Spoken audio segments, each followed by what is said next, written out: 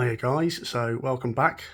First and foremost, apologies for being so long and doing the last video. I just got a bit of a stage where it just hit the ugly phase, and I just had to push through it and really just knuckle down and get the project looking a bit better. I didn't want to show it off looking as it was because it was looking a bit shonky, so I had to push through and just soldier through it.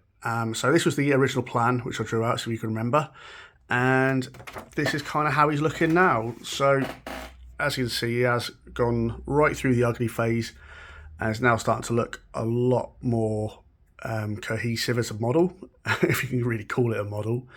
The thing is huge. There's just like my hand there for sort of size comparison. But what I've done since the last video was put all the panels on, which took absolutely forever. In hindsight, if anyone's planning on making their own sort of scratch stomper, I'd recommend not using the sprues as a framework and maybe trying to use just the thickness of the plastic card to hold things together, because there's just so many angles involved and I didn't really take that into account. But failing that, it also means it gives you a chance to patch some areas up. So where there's gaps, you can just melt down a bit of plastic card, stick it on, pop some rivets on, and there we go. So I'll just give a quick 360-degree view here. I haven't attached the def roller yet, which I made, again, the def roller was made from scratch.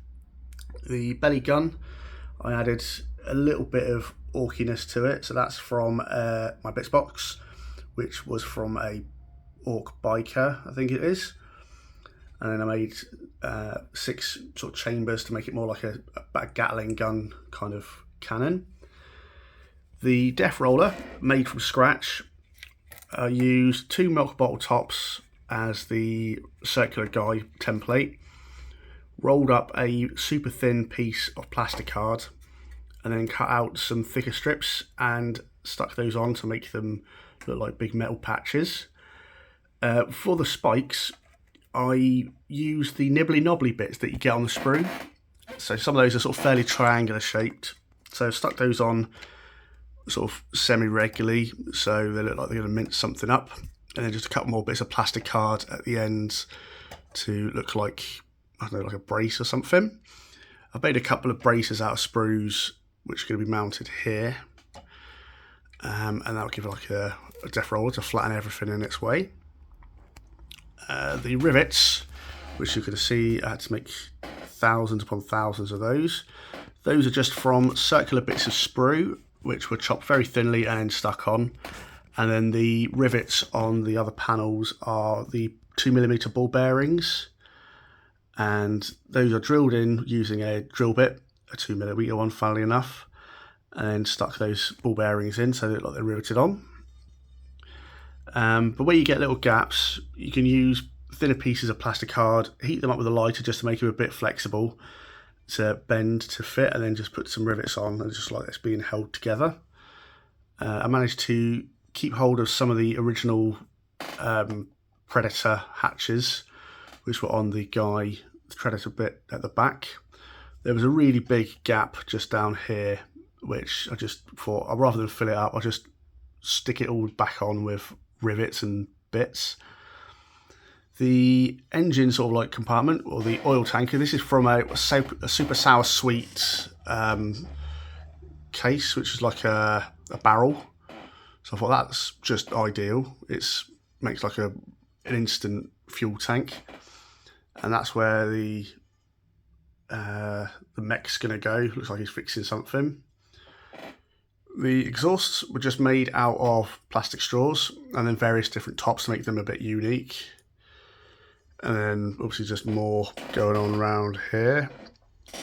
This is the battle cannon arm with a little grot on the front. It's just made from a coffee cup lid. I think some of these parts that are actually on it came from a Stompa, but they were on the like Lehman Russ style Ork looted tank as bits, so I was really quite lucky with that little find. So you notice the guns on the chest are now sort of asymmetrical as they were from what they were on the plan. I did try to put them out, they didn't quite fit and they looked a bit like shooty boobs, so decided against that idea and tiered them up so it looks like they were just shooting in different directions.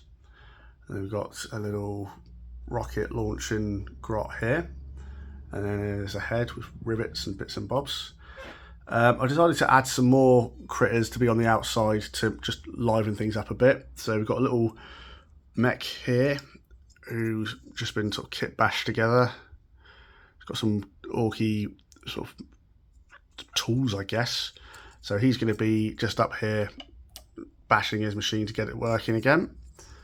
With a couple of little grot mechanics there. This little pointy dude with a gun, this little grot here. He's going to be living up top with the rockets up here, just showing his mate where to go. And there's the compulsory comedy Gretchen, who's going to be hanging off the back like so. And then where there was quite a big gap in these Stompa panels here, I decided what I'd do is, rather than again try and patch that up, I'm going to create it like there's repair work in progress. So there's a little grot here with a drill. He's going to be attached here via a wooden platform using cocktail stick stirrers like I have up there.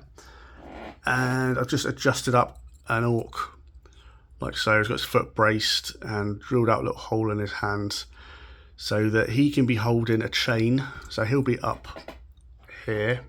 I'm going to put some kind of shielding or fencing bit along here, and he'll be levering down a chain to where the grot's going to be doing his repair work. So working as a bit of a team there. So, but yeah, I just wanted to show that I hadn't forgotten everyone. This still is a work in progress. Obviously, there's still a lot to do. I've still got to attach the def roller.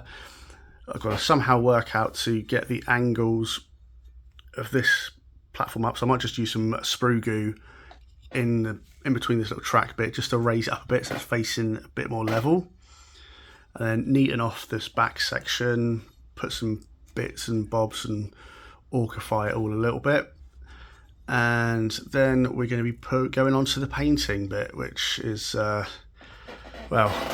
it's going to be quite a bit of a task. So, longer video this time because it's been a longer gap between the last video. So here we go. This is a work in progress still so far. So this is part 3, I think it is. Keep with it. If you're making a model, it will go through an ugly phase and you're not going to like it and you're going to put it on the shelf and just ignore it for a little bit.